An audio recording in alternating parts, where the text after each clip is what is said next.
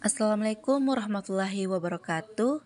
Perkenalkan, nama saya Nur Farhani dengan NIM A0321012. Baik, saya akan menjelaskan tentang air tanah dan air permukaan. Sebelum kita masuk ke materi, saya akan menjelaskan sedikit apa itu air. Air merupakan kebutuhan pokok yang sangat penting bagi kehidupan kita sehari-hari, baik kebutuhan rumah tangga maupun kebutuhan industri dalam usaha kita. Dalam mencari air yang bisa diandalkan, air tanah muncul sebagai primadona dibandingkan air permukaan.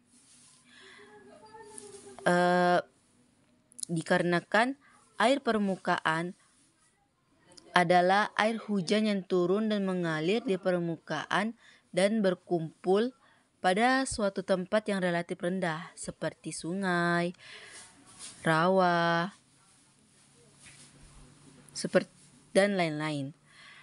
Sungai adalah tubuh air yang mempunyai aliran dengan sumber airnya berasal dari air hujan atau gletser dan bermuara ke danau atau laut.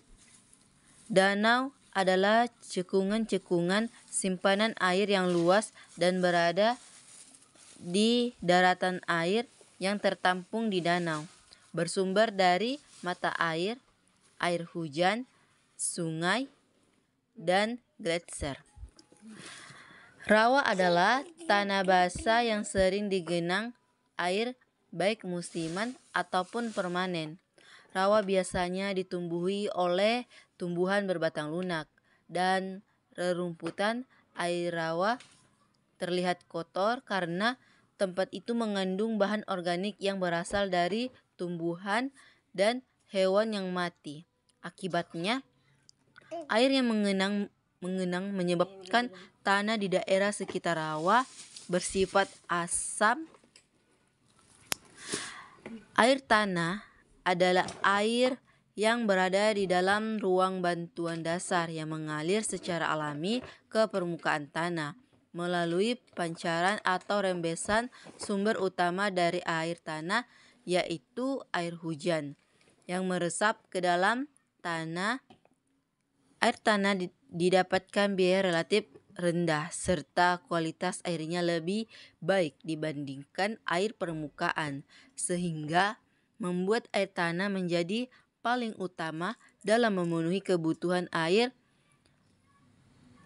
Pemanfaatan air tanah memberikan kita tanggung jawab besar.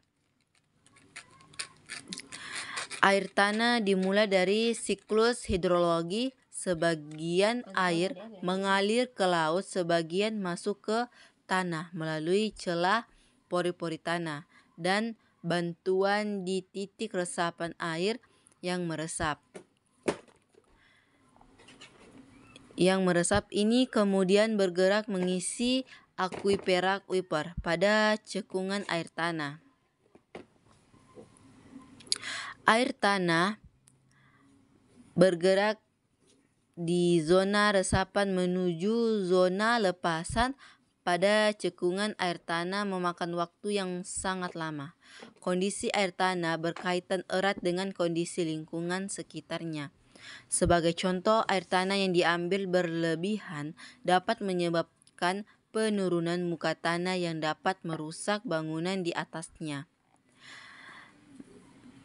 Menyebabkan air hujan yang seharusnya meresap menjadi air tanah berubah menjadi banjir yang merugikan kita semua. Melihat besarnya minat pengguna air tanah, lamanya air tanah diperbarui dan ketertarikan dengan kondisi lingkungan sudah menjadi tanggung jawab kita semua untuk melestarikannya. Demi memastikan sumber daya ini harus dimanfaatkan kini dan nanti. Sekian materi yang dapat saya sampaikan. Kurang dan lebihnya mohon dimaafkan. Saya akhiri dengan ucapan Assalamualaikum warahmatullahi wabarakatuh.